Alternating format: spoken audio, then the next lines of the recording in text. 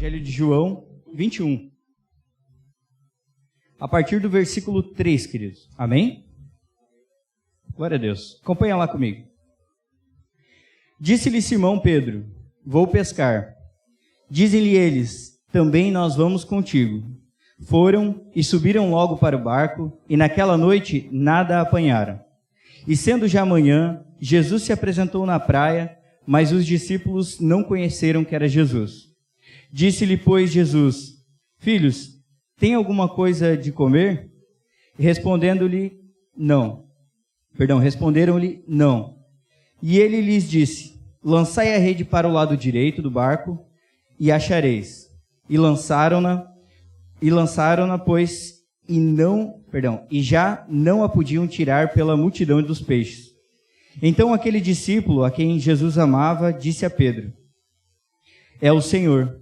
E quando Simão Pedro ouviu que era o Senhor, cingiu-se com a túnica, porque estava nu, e lançou-se ao mar. E os outros discípulos foram com o barco, porque não estavam distante da terra, senão quase 200 côvados, levando a rede cheia de peixes.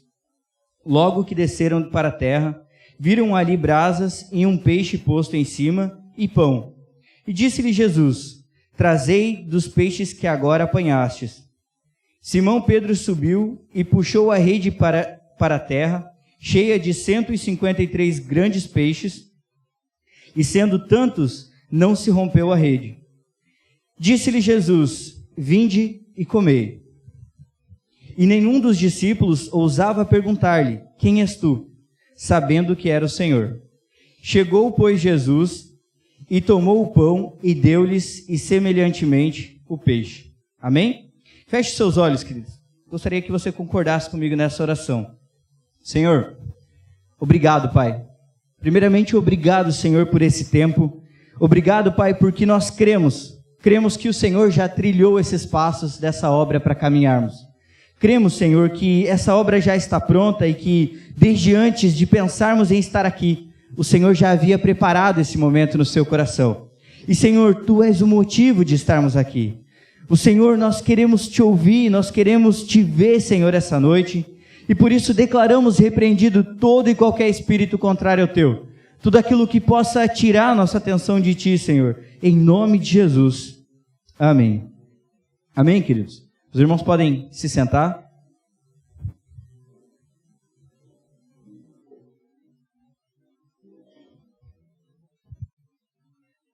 Glória a Deus. Deixa eu comentar um pouco acerca desse capítulo, ou de parte dele que a gente leu. Amém? Aqui, queridos, está relatando uma das aparições de Jesus para os seus discípulos. Se os irmãos voltarem e lerem lá no versículo 1, vocês vão descobrir que é uma vez que Jesus se apresenta a eles. E aí, logo em seguida, a gente começa a ler sobre quando eles foram pescar, né? Pedro aqui, se intitulando o líder dos discípulos, ou aquele que tem a voz mais ativa entre eles, diz que vai pescar, né? No versículo 3 ali, ele diz: vou pescar. E os demais simplesmente o seguem. Estão lá a noite toda pescando, mas a palavra diz que eles não apanharam nada, que eles não pegaram nenhum peixe. E aí então Jesus se apresenta para eles na praia, eles não o reconhecem, né? Logo de cara, não reconhecem que é o Senhor, que é Jesus. E aí então, Jesus pede algo para comer, eles dizem que não tem. E aí Jesus manda eles lançarem a rede para o lado direito, eles lançam, há muitos peixes lá. E a palavra diz que o discípulo, conhecido como o discípulo a quem Jesus amava, reconhece que é o Senhor e avisa Pedro. Pedro então veste a sua túnica, pula no mar, corre para a praia para encontrar com o Senhor. E os discípulos vão então até a praia, chegam lá, e Jesus está lá esperando eles com um peixe, com um pão, um peixe na brasa e um pão. Amém, queridos? Só para a gente dar uma repassada nesse texto que a gente leu.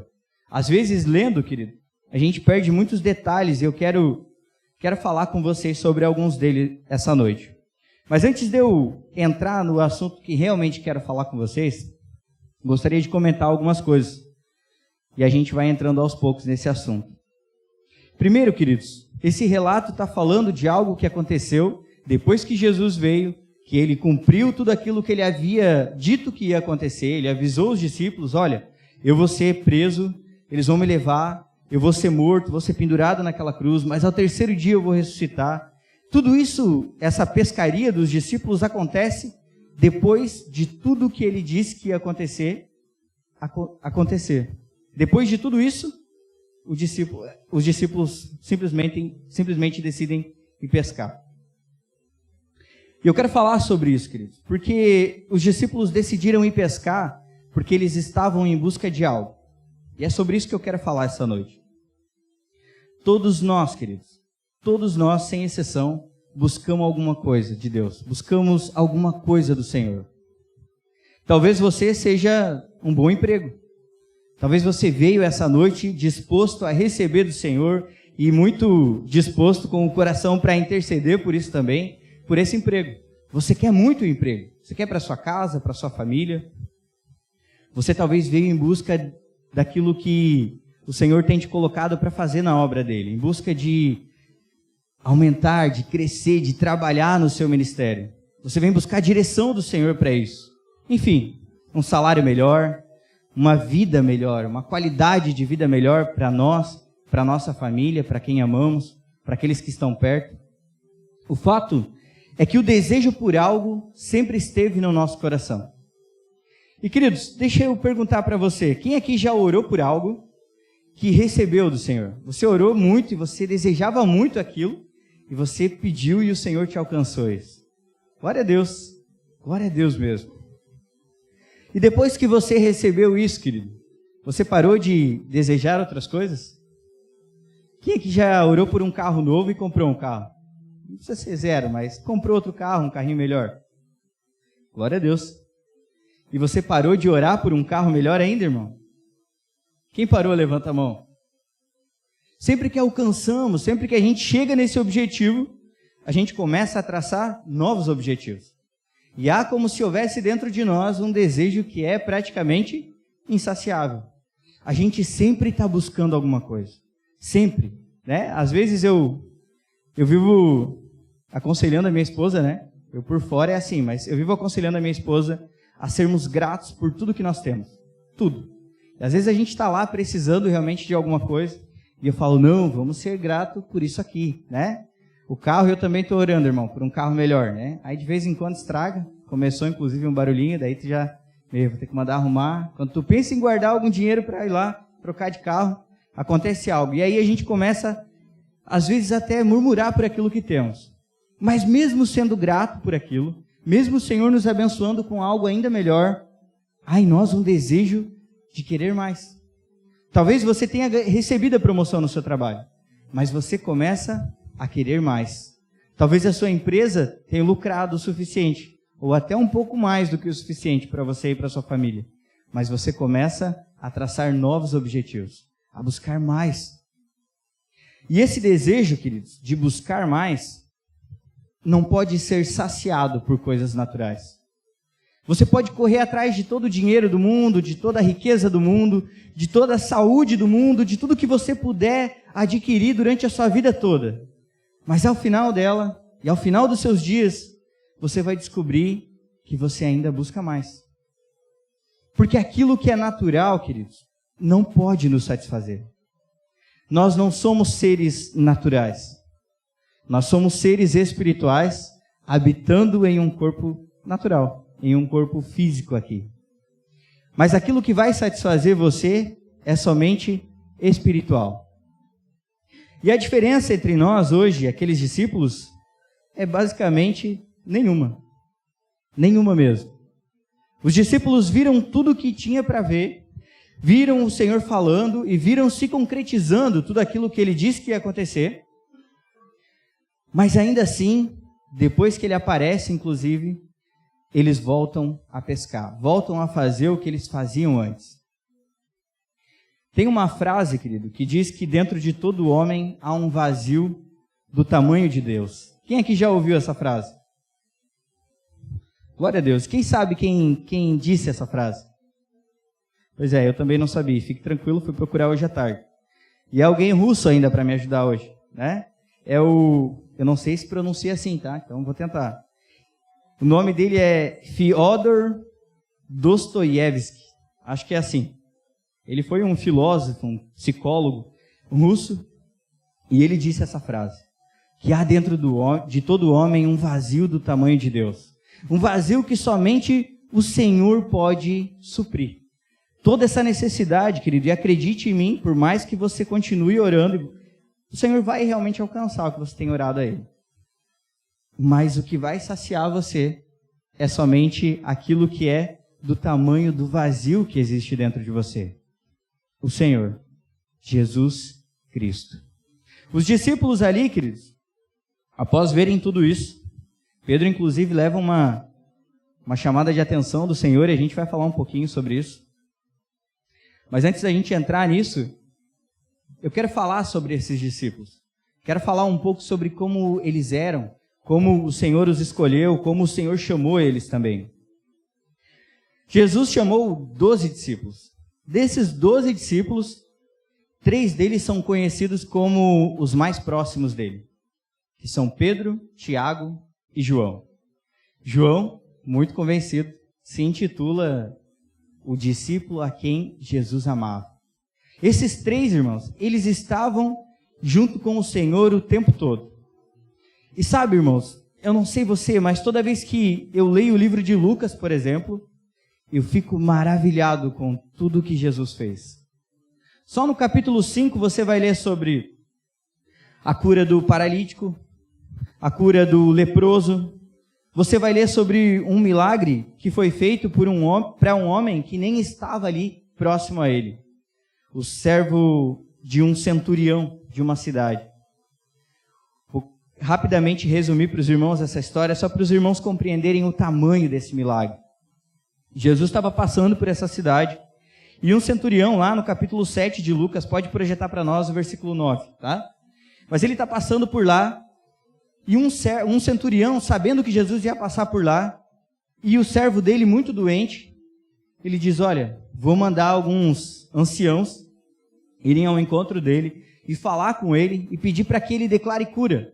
Os anciãos chegam diante do Senhor e falam para ele que foram enviados por esse centurião, e o centurião manda dizer assim: Senhor, eu não sou digno de que venha até a minha casa, mas assim como o Senhor, eu também tenho servos, e quando eu falo para o servo fazer algo, ele vai lá e faz. E eu sei que se o Senhor falar para o meu servo ser curado, ele vai ser curado. Jesus responde, pode projetar o versículo 9, Lucas capítulo 7, o versículo 9, querido. Digo-vos, só a parte B aqui ou C, né, do versículo que diz: digo-vos que nem ainda em Israel tenho achado tanta fé. Jesus destaca a fé desse centurião que enviou os seus servos lá para intercederem por um outro servo. Tudo isso, queridos, todos os sinais, todas as maravilhas, tudo que Jesus fez, esses 3 discípulos estavam com ele, acompanhando tudo. E sabe, queridos, eu já cheguei a desejar no meu coração ter estado lá, ter visto esses milagres. Eu já desejei no meu coração poder fazer parte disso, poder presenciar isso, ver alguém manifestar esses dons, ou até mesmo eu manifestar esses dons. É algo incrível, é algo maravilhoso. E esses 3 discípulos, eles estavam lá. Eles presenciaram tudo isso. Mas após tudo se concretizar, o que eles fazem? Eles decidem voltar a pescar. Eles simplesmente, irmãos, deixam de lado. Não estou dizendo que eles foram incrédulos aqui, mas por alguma razão deixaram de lado tudo que Jesus havia dito e voltaram a pescar. Pedro, queridos. Deixa eu falar um pouco de Pedro. Pedro era alguém muito imaturo. Era alguém inconstante. Era alguém que queria o tempo todo se justificar. Lá em Lucas, capítulo 5, no versículo 8, projeta lá para nós. Diz assim: e vendo isto, Simão Pedro prostrou-se aos pés de Jesus, dizendo: Senhor, ausenta-te de mim, que sou um homem pecador. Aqui está falando, queridos, quando Jesus chamou os seus discípulos. E quando ele chama Pedro. Pedro logo, Jesus repete, né? Na verdade ele repetiu nessa aparição. Mas ele manda Pedro jogar essa rede também lá. E eles não conseguem tirar a rede sem romper alguns nós, sem romper alguns pontos daquela rede, de tanto peixe que tinha. Pedro enxerga o milagre de Jesus e imediatamente se prostra diante dele e diz: Senhor, aparta-te de mim, porque eu sou um homem pecador. A primeira coisa dele foi se justificar. No versículo 9,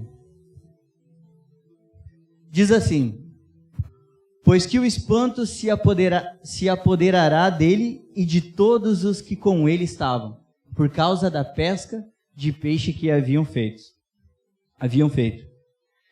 Os que estavam com ele, que era Tiago e João, eles ficaram perplexos. Algumas versões vão trazer perplexos, outras vão trazer admirados com essa pescaria, e acabaram ficando admirados ali com ele e atemorizados e assustados ou impressionados, né? Acho que a palavra mais correta aqui seria impressionado com aquele milagre e vendo Pedro já se prostrando. E Pedro, irmão, Pedro era alguém de uma maneira difícil de lidar, talvez. Era alguém conhecido como alguém brabo, né? Jesus falando para os discípulos tudo o que ia acontecer, ele diz: não, Senhor. Ele é o discípulo que diz: não, Senhor, ninguém vai tocar em ti, eu não vou deixar isso acontecer. Jesus até repreende ele, mas ele é alguém assim, é alguém inconstante. Ele é aquele que o mesmo que disse que ninguém tocaria nele, foi o mesmo que negou Jesus. Aquele que disse: Senhor, tu és o Cristo, o Filho do Deus vivo. E Jesus diz a ele: olha, não foi nem carne nem sangue que te revelou, mas o Pai que está nos céus, ou o Espírito. E ele diz: mas Senhor, ele nega Jesus, ele diz que não conhece Jesus. É aquele que tira a espada, que corta a orelha do soldado, mas que está lá negando. É aquele que fica com medo. Pedro era alguém muito inconstante. E é difícil pensar que ele era inconstante porque ele era alguém brabo, né? Mas ele era inconstante, ele era imaturo. Paulo fala sobre isso em uma das cartas, irmão. Mas Pedro, quando chamado, era assim. Tiago e João, queridos, também quero falar um pouquinho deles. Projeta lá para nós agora Marcos, capítulo 3, versículo 17. Diz assim: e Tiago, filho de Zebedeu, e a João, irmão de Tiago, aos quais pôs o nome de Boanerges, amém, que significa filhos do trovão. Jesus chama eles de filho do trovão, e eles andavam com João, irmão. Eram calmos? Eu pensava que João, confesso para os irmãos que eu achava que João, por ser conhecido como o discípulo do amor, ou o discípulo que Jesus amava, ele era calminho. Aquele que abraçava, passava a mão na cabeça, que apoiava, estava sempre com palavras lá de motivação, carinhoso. Mas o fato é que eles andavam com Pedro, irmãos. E agora eu quero que, pode projetar para nós Lucas capítulo 9, versículo 54, do 54 ao 56. E os seus discípulos, Tiago e João, vendo isso, disseram, Senhor, queres que digamos que faça fogo do céu e os consuma, como Elias também fez? Aqui, só para relatar para os irmãos, Jesus é rejeitado pelos... fugiu a palavra. Pelos samaritanos. Jesus é rejeitado. E aí o João e Tiago são aqueles que dizem: quer que a gente ore para que caia fogo do céu aqui? Quer que a gente ore para que isso aconteça? Jesus repreende eles e diz: não, o Filho do Homem não veio para destruir as almas, mas veio para salvá-las. O discípulo do amor. Os dois lá, que são conhecidos como calmos, né? Eles oram para que caia fogo do céu.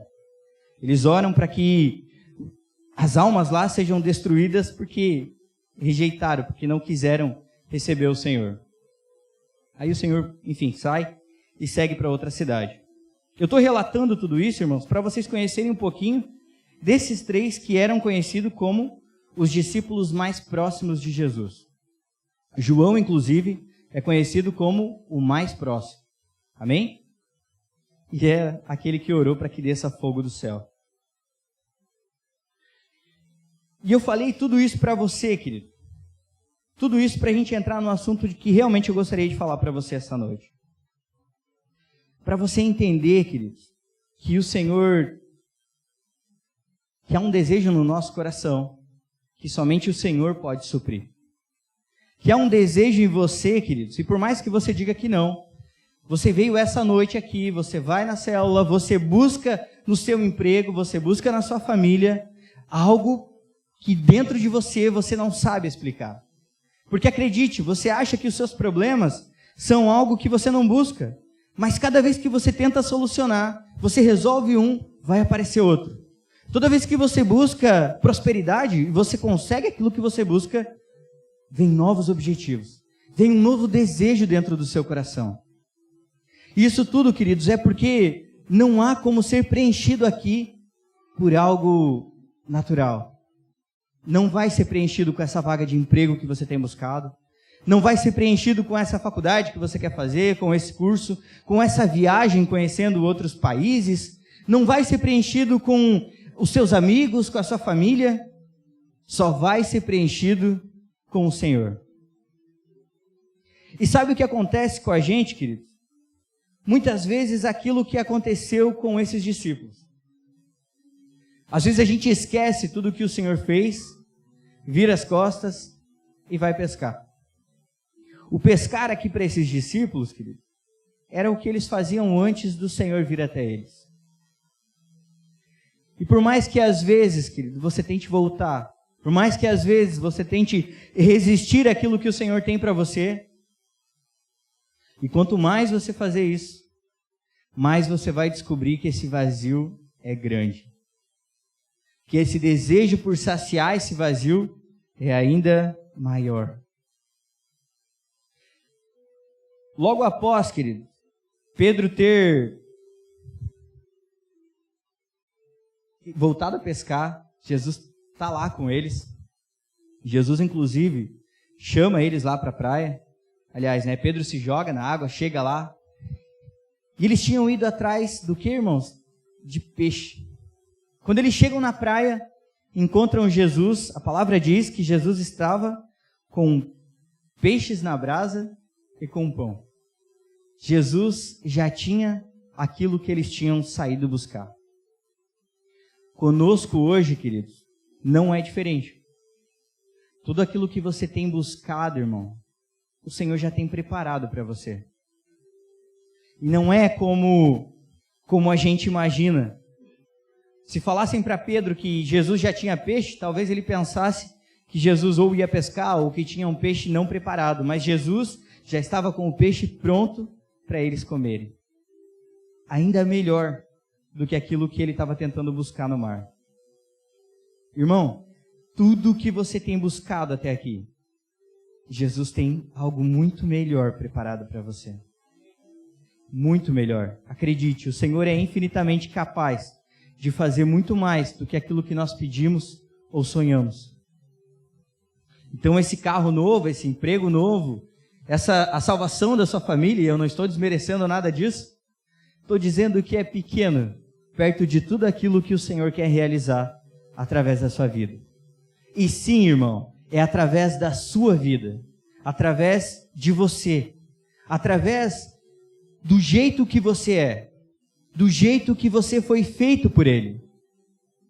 Acredite, irmão, Pedro, como eu mencionei, tinha muitos defeitos. Eu podia passar a noite falando de milagres que ele presenciou, de coisas que ele falou que faria, que falou que fazia, de coisas que ele também negou, coisas erradas, coisas que ele não deveria. Tem uma hora que Jesus manda ele se apartar e diz: aparta-te de mim, Satanás. De tanta coisa que esse cara fazia errado. Brabo, muitas vezes estressado, muitas vezes falando sem pensar. Porque aposto que ele não pensou quando ele tirou a espada e cortou a orelha do soldado. Aposto que ele não pensou quando ele disse: não, Senhor, Ninguém vai te encostar a mão. Eu estou falando aqui com as minhas palavras, claro. Sabe, queridos, muitas vezes a gente olha para nós como Pedro antes de entender quem Jesus era. Às vezes a gente olha para nós incapaz. E, queridos, há semanas o Senhor tem colocado essa palavra ao meu coração. Há semanas o Senhor tem me mostrado vezes em que eu olho para mim mesmo e não me vejo capaz para algo que Ele tem me chamado para fazer. Às vezes eu olho para mim e vejo muita incapacidade de subir aqui e falar para vocês. Quero confessar para os irmãos, eu estava aqui do lado do pastor sorrindo e falando para ele que eu estava extremamente nervoso. E se ele já tinha uma palavra preparada caso algo não previsto acontecesse. Mas, porque muitas vezes a gente olha para nós assim. Muitas vezes a gente olha para a gente sem capacidade, muito velho, muito novo, ou muito ocupado. O meu trabalho não é assim. Eu não falo tão bem quanto aquele irmão. Sabe, irmãos, eu nunca tive dificuldade de falar sim para tudo que o Senhor me chamou para fazer. Coisas que às vezes nem era para fazer, né, irmão? Glória a Deus, o louvor nunca foi uma delas, né? Mas quase que eu cantava, era a mesma coisa que cantar no som, na mídia, tirando foto. Saía uns negócios muito estranhos lá, irmão. Mas estou contando isso para os irmãos porque eu não tinha dificuldade de dizer não. Mas encontrava muita dificuldade para caminhar naquilo que eu tinha absoluta certeza que o Senhor tinha me chamado para fazer. Mesmo estando ali, eu ainda olhava para mim e dizia, eu não vou conseguir. Eu não vou ser capaz de falar. Eu não vou ser capaz de levar uma palavra na célula. Eu não vou ser capaz de ir lá e chamar o irmão para fazer algum curso, ou convidá-lo para a célula, convidá-lo para o culto, e o irmão aceitar. Eu não vou ser uma ferramenta usada na mão de Deus. Muitas vezes a gente se olha assim, querido. E sabe, irmão, hoje, colocando no papel tudo que o Senhor tem fervido ao meu coração nas últimas semanas, o Senhor tem deixado bem claro ao meu coração, igreja, que Ele tem levantado pessoas, que Ele tem chamado pessoas, que Ele tem direcionado pessoas a liderarem célula, a abraçarem o seu chamado, a cuidarem de pessoas, a apacentar ovelhas, mas no fundo, a nossa preocupação maior está naquilo que eu fazia antes de Jesus, naquilo que eu quero, naquilo que eu almejo, no meu carro novo, no meu trabalho, na minha idade, na minha pouca idade, na minha idade muito avançada, no meu tempo não disponível. Sabe, queridos, o Senhor tem colocado muito forte ao meu coração que líderes têm enterrado o chamado do Senhor para isso. E sabe, irmão, eu não conheço essa história. Eu não sei se você já caminhou com o Senhor, se você já se posicionou ou não, mas o Senhor tem queimado ao meu coração para subir aqui e dizer isso. Para subir aqui e dizer, chega. Chega de falar não para o Senhor. Chega de fugir do seu propósito. Sabe, irmãos, uma frase queimou o meu coração essa tarde. E não falou só comigo. Eu realmente creio que isso é para você, querido. Mas queimou muito ao meu coração. E a frase que o Senhor fez ecoar no meu coração e na minha mente essa tarde foi que havia um rebanho separado para cuidar. Sabe qual é o problema? Alguns se assustam com o tamanho do rebanho. Alguns se surpreendem. Alguns fogem quando falam sobre isso. Mas o Senhor tem te chamado para isso, querido. O Senhor tem batido nessa porta. O Senhor tem falado com você. O Senhor tem te mostrado. O Senhor tem dado sinais a você. Mas você tem pedido um recado a Ele. Está aqui o recado do Senhor para você essa noite. Chega de dizer não a Ele. Chega de dizer não aos seus propósitos. E eu não estou falando, queridos, que o Senhor não pensa na sua vida, nos seus afazeres, na sua família. Não estou dizendo que isso não é uma prioridade para o Senhor. Lembra que Ele já tinha tudo preparado para os discípulos? Aquilo que eles tinham saído buscar? Há muito de Deus para você, para sua casa. Eu estou falando de prosperidade, estou falando de conversão da sua família, estou falando de muito daquilo que você tem buscado. mas há mais de Deus para você. A vida de Deus para fluir de dentro de você. É hora de nós virarmos essa chave, igreja. É hora de pararmos de olhar para as nossas dificuldades, para os nossos impedimentos, para aquilo que nós temos buscado, para os desejos que têm tido queimado no nosso coração. É hora de avançar. Capítulo 21 de João, perdão. A partir do verso 15. Diz assim: E depois de terem jantado, disse Jesus a Simão Pedro. Aqui, queridos, é um relato que aconteceu depois que eles sentaram para comer, depois que eles já tinham jantado. Jesus fala assim para Pedro: Simão, filho de Jonas, amas-me mais do que a estes? Jesus está perguntando para ele assim: olha, você me ama mais do que você ama esses discípulos que estão aqui, que você está olhando para ele? E Pedro responde assim: sim, Senhor, tu sabes que eu te amo. E Jesus diz assim para ele: apacenta os meus cordeiros. Tornou a dizer-lhe segunda vez: Simão, filho de Jonas, amas-me? Disse-lhe: sim, Senhor, tu sabes que eu te amo. Então Jesus disse: apacenta as minhas ovelhas. E disse-lhe uma terceira vez: Simão, filho de Jonas, amas-me? E Simão então, Pedro, então se entristece e diz: Senhor, se magoa com ele, insistindo, perguntando, e ele falando que já amava ele. E ele diz: Senhor, tu sabes de tudo. Tu sabes que eu te amo. E Jesus diz de novo: apacenta as minhas ovelhas. No versículo 18 e 19, essa é a chamada de atenção de Jesus para Pedro. E uma direção para ele também. Na verdade, eu te digo que quando eras mais moço, te cingias a ti mesmo e andavas por onde querias. Mas quando já fores velho, estenderás as tuas mãos e outro te cingirá e te levará para onde tu não queiras. Jesus aqui está falando assim para Pedro, queridos: olha, enquanto tu é mais moço, enquanto tu é mais imaturo, tu faz o que tu quer. Mas vai chegar um tempo, querido, que outra pessoa vai te cingir, que outra pessoa vai te enviar, e você vai fazer aquilo que não é a tua vontade. Sabe, irmão, às vezes a gente tem escondido isso. Às vezes a gente tem fugido desse propósito do Senhor. Talvez o seu líder de célula, assim como eu, já orou para que a célula inteira virasse líderes. Eu já orei por isso, querido. Eu orei na frente deles lá, bem ousado inclusive, para que houvesse o desejo no coração deles de querer liderar, de querer avançar na obra de Deus. Irmãos, talvez você tenha fugido disso. Talvez você tenha priorizado outras coisas. Talvez até, querido, você tenha voltado a fazer aquilo que você fazia antes. Ou você tem continuado a buscar aquilo que você buscava antes de conhecer ao Senhor. Mas sabe, queridos, e hoje, não tendo visitantes, testificou muito essa palavra ao meu coração.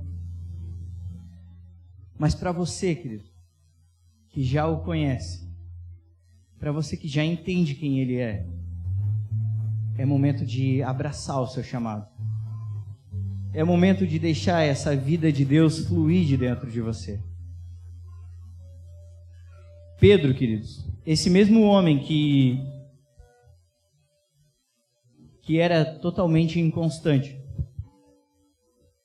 após ser revestido pelo Senhor, após ser revestido pelo Espírito Santo de poder para desfazer as obras do diabo, na sua primeira pregação, 3.000 almas se convertem. 3.000 almas param para ouvi-lo e se convertem. Talvez, querido, Pedro nunca imaginou que seria assim o seu caminhar com o Senhor. Eu podia citar aqui, queridos, muitos feitos que o Senhor realizou através da vida dele. Pedro era um homem tão cheio do Senhor, que por onde ele passava, as pessoas queriam estar na sombra dele para serem curados. Os discípulos todos são conhecidos por algo assim.